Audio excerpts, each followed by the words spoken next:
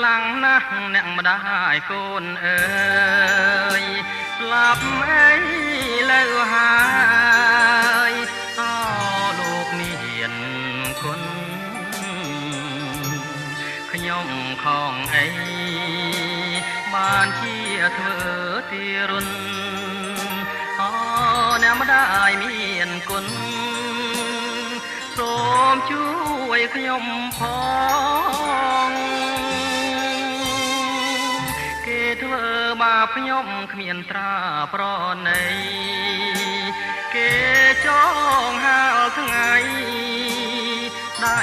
ជាប់ចំណងបងអត់បាយទើបខ្សែហើយមៀងបងបើមានខងឆ្កងកងចិនដាគេនេះរទេងចោលដោយសត្វដេរិឆាន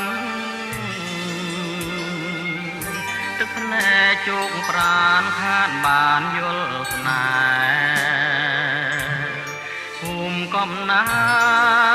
ត់ក៏ខានឃើញដែរពេលនេះយល់តានេះរៀងខ្លោចសា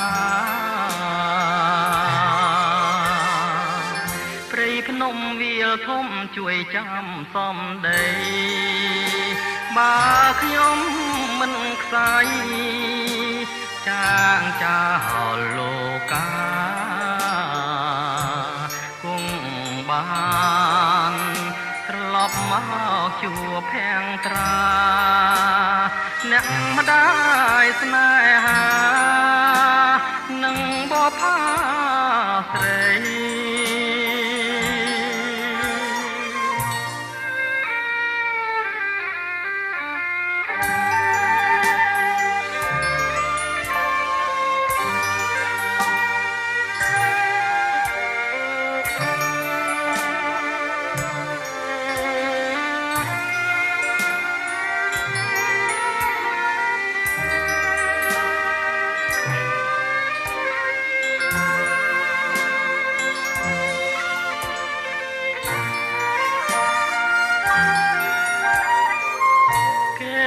រទេងចោលដោយសត្វដេរិឆា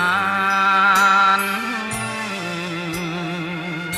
ទឹកភ្នែកជោគប្រានខានបានយល់ស្នេហ៍ភូមិកំណាត់ក៏ខានឃើញដែរពេលនេះយល់តានេះរៀងខ្លោចសាភ្នំវាលធំជួយចាំសំដីបើខ្ញុំមិនខ្សែចាងចោលលោកាគង់បានត្រឡប់មកជួបភាំងត្រាអ្នកម្ដាយស្នេហានឹងបបផាស្រី